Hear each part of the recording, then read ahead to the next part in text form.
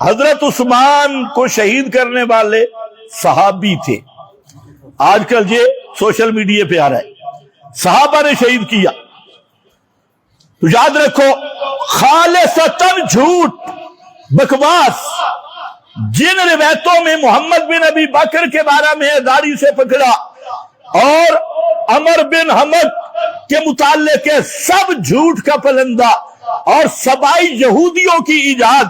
اس لیے جہاں امام ابن الحمام نے اور کمال الدین ابن شریف نے تحریر الاصول جلد 2 صفحہ 26 پہ لکھا کہ حضرت عثمان کی شہادت میں کوئی ایک صحابی بھی شریک نہیں اور نہ کوئی راضی تھا.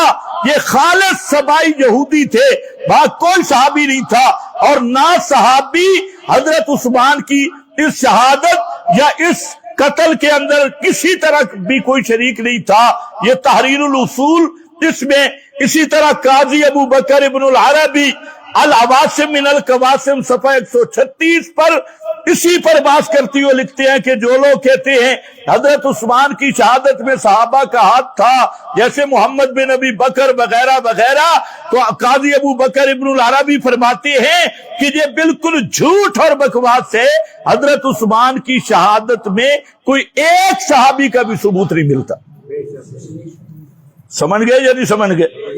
یہ ابن عربی سوفور نہیں ہے, یہ قاضی ابن العربی مالکی محدث اور مفسر ہے.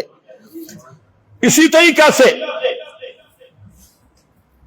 عبد الشکور ابن شکور سالمی جو عقائد کا امام ہے اور التمہید اس کی کتاب ہے, اس میں فرماتے ہیں وَلَمْ يَكُنْ مَعَهُمْ مِنَ الصَّحَابَةِ أَحَدٌ.